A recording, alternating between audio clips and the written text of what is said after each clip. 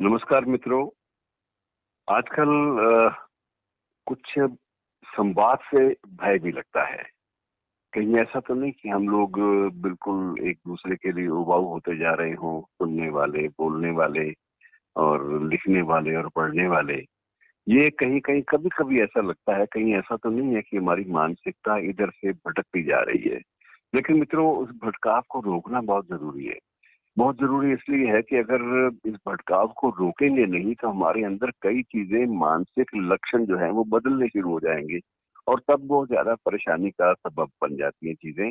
अब मैं एक चीज़ जो नई सोच रहा था वो ये था कि कई बार ये लगता है कि हम लोग कुछ पौराणिक कथाएँ पढ़ते थे, कुछ पुरानी कहानियाँ अब भी पढ़ते हैं, उनमें कई अभिशापों की बात होती है, श्रापों की बात होती है।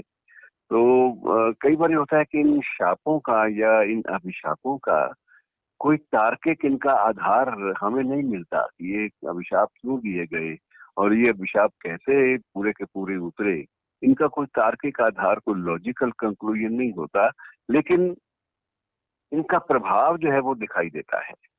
कई बार ये भी लगता है कि जैसे कोरोना है, वायरस है, ये वायरस अब तक हमारी वैज्ञानिक चेतना की पराकाष्ठा, वैज्ञानिक चेतना के शिखरों पर पहुंचने के बावजूद ये वायरस अभी तक हमारे लिए अदृश्य भी है और अजाना भी है। अदृश्य है, अदृश्य को आप बिल्कुल आप इसको लफ्ज़ को इसके मर्म तक जाइए कि जो बिल्कुल हमें किसी भी माइक्रो मैनेजमेंट में भी दिखाई नहीं देता, जो हमें जिसकी पहचान सही मानों में हमारे सामने नहीं है। इसका स्वरूप, इसकी जो गुणशीलता है, इसके लक्षण, इसकी तौर तरीके, इसकी तहज़ीब, इसका भरण-पोषण किन चीज़ों पे होता है, कुछ भी स्पष्ट नहीं है। लेकिन इसका एक पॉज़िटिव पक्ष भी है।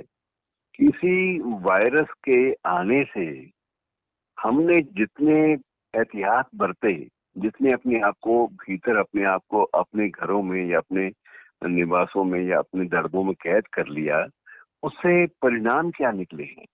अब परिणाम देखिए बड़े दिलचस्प हैं, कई चीज़ें बड़ी दिलचस्प भी हैं कि अब आपको चोरी की, हत्या की, बलात्कार, हिंसा और अपराध के साथ-साथ जलवायु और ध्वनि के जो प्रदूषण हैं, इन सब में एक अजीब-सी कमी आई है। आपको कहीं लगता है कि सांप्रदायिक दंगा नाम की कोई चीज़ होती है? कोई भी चीज़ कहीं जो है ना वो एकदम से थम सी गई है और लोगों की जो अपराध की तरफ मनोवृत्ति थी वो एकाएक थम गई है।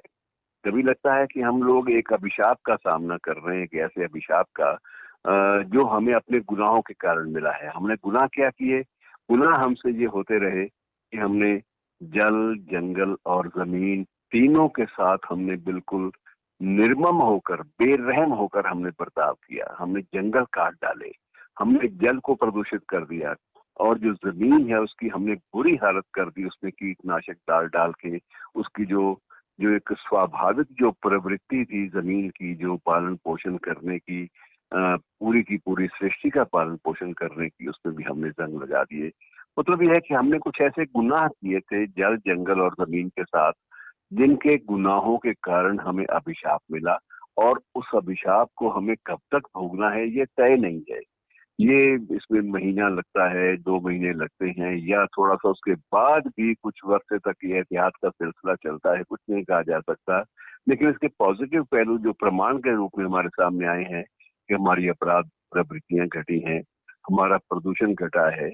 ये तय है कि जब तक ये वायरस नहीं था, तब तक हमारे समाज में हमारे जितने सामाजिक ढांचे हैं विश्व भर में, सब में अपराध की मनोवृत्तियाँ बेतुकी भाषणबाजी, बेतुकी बयानबाजी, बेतुकी धमकियाँ, बेतुका शोध कार्य, बेतुकी एक-दूसरे की जो तथ्यों को चुराने की बातें हैं, अपनी सीमाओं में वृद्धि करने की बातें हैं, अपने व्यापारों में वृद्धि करने की बातें हैं, सारी दुनिया को एक बाज़ार मान लेने की प्रवृत्तियाँ हैं। ये सारी की सारी इतनी ज़्यादा बढ़ गई थी मित्रों, इससे ऊब होने लगी थी। इसमें इंसान कहाँ है? मानव कहाँ है? जिस हम मानव की बात करते हैं, जिस इंसान की बात करते हैं, जिन जीवन मूल्यों की और मानवीय मूल्यों की बात करते हैं, वो कहाँ हैं? वो तो कहीं दिखाई नहीं देते। तो ऐसे माहौल में बड़ा अजीब-सा लगता है कि एक वायरस के आने से दुनिया में इतनी तबाही का माहौल भी बना और साथ-साथ सार्थक माहौल ये बना कि प्रदूषण गायब हो गया, अपराध एकाएक कम हो गए और हिंसा जो है धीरे धीरे हाशिए पे कुल बुलाने लगी और ये चीजें जिंदगी से थोड़ी थोड़ी दूरी पे हटने लगी। और लगता है कि ये जो चीजें पैदा की थी ये भी हमने पैदा की थी, और ये प्रकृति का अभिशाप हमें मिला, एक शाप हमें मिला जिसकी मियाद कितनी है, जिसकी अवधि कितनी है, हमें मालूम नहीं है। तो मित्रों, सोचते रहिए ऐसी बातों को, क्योंकि हर चीज के दोनों पहलू होते हैं, पॉजिटिविटी और नेगेटिविटी। पॉजिटिविटी ये है कि हमने प्रकृति के साथ बहुत भद्दे मजाक किए हैं अतीत में, और उनका परिणाम हमें भुगतना पड़ रहा है। और नेगेटिविटी ये है कि जब अंदर इतना ज्यादा हमें छिप के बैठना पड़ेगा वायरस से, तो स्वाभाविक है कि हमारी जो सृजनशीलता है, जो खुलापन है, जो सामाजिक दायरा, जो आपस में संवाद, बोलचाल, ये सारी चीजें समाप्त होने लगती हैं कुछ अरसे के लिए। तो अब इनका इनका इनका क्या उपाय हो, ये सोचते रहिए और अपने आप को कोशिश करिए कि आप जिंदगी को, अपनी जिंदगी को और अपने आसपास के परिवेश की जिंदगी को दिलचस्प बनाएं, रेलेवेंट बनाए रखें, प्रासंगिक बनाए रखें। सिर्फ मित्रों हाशिए पर सरक जाने से बात नहीं बनेगी।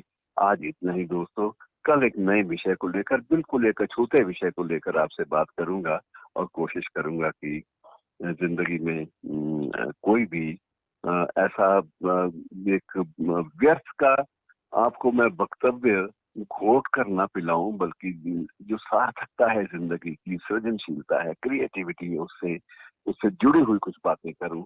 शुक्रिया दोस्तों।